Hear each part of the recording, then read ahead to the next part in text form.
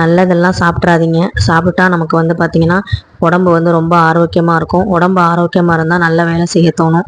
நல்ல வேலை செஞ்சால் நல்ல பேர் கிடைக்கும். அதனால் வந்து நம்ம வந்து உடம்ப நல்லா பார்த்துக்காம இருந்தால் நம்மளை யாராவது பார்த்துக்கிட்டே இருப்பாங்க, நமக்கு யாராவது அட்வைஸ் பண்ணிக்கிட்டே இருப்பாங்க. இதுதான் உங்களுக்கு பிடிக்கும் அப்படின்னா இந்த வீடியோ ஸ்கிப் பண்ணிட்டு போயிருங்க.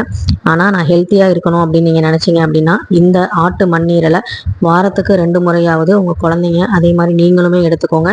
ஆண்கள் பெண்கள் 2 பேருமே சாப்பிட்லாம். ஆனால் பெண்களுக்கு ஏன் இவ்வளோ முக்கியத்துவம் கொடுத்து சாப்பிட சொல்கிறாங்க அப்படின்னா, பெண்களுக்கு பீரியட்ஸ் அப்படிங்கிற ஒரு விஷயம் வந்துட்டாலே நம்ம வந்து பார்த்திங்கன்னா ரத்தத்தை வந்து அதிகமாக இழக்க நேரிடும். அதே மாதிரி பிரசவ நேரத்தில் நமக்கு வந்து ரத்த இழப்பு வந்து அதிகமாக ஏற்படும். அதெல்லாம் சரி கட்டுறதுக்காக தான் பெண்களுக்கு முக்கியமாக வந்து பார்த்திங்கன்னா கிராமத்துலலாம் இந்த சுவரொட்டியை வந்து நீங்கள் சாப்பிடுங்கன்னு சொல்லி சொன்னாங்க. ஆனால் இப்போ இருக்கவங்கள்ட்ட சொன்னோம்னா இதெல்லாம் வந்து நல்லதில்லை, அதுவும் இல்லாமல் கர்ப்பிணியாக இருக்கும்போது சாப்பிடுவாங்க, அதுக்கப்புறம் சாப்பிட மாட்டாங்க. ஆனால் நான் என் குழந்தைக்கு சாப்பாடு ஊட்ட ஆரம்பித்ததுக்கப்புறம் முத நான்வெஜ்ஜில் வந்து சூப்பு வந்து பிசைஞ்சு தான் வந்து நான் கொடுத்தேன், மட்டன் சூப்பு.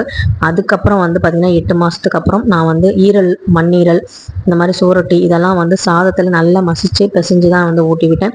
அதனாலேயே அவனுக்கு வந்து டேஸ்ட்டை ஒட்டிக்கிச்சு. அப்புறம் வந்து இப்போ வரைக்குமே நல்லாவே வந்து மட்டன்லாம் சாப்பிடுவான். ஸோ வந்து நம்ம வந்து குழந்தைங்களுக்கு என்ன மாதிரி நம்ம விஷயங்கள் வந்து ஆரம்பத்தில் பழக்கப்படுத்துகிறோமோ அதுதான் வந்து குழந்தைங்களும் விரும்பி சாப்பிடுவாங்க. உங்கள் குழந்தைங்களுக்கு இதை கொடுப்பீங்களாங்கிறத கமெண்ட்டில் சொல்லுங்கள்.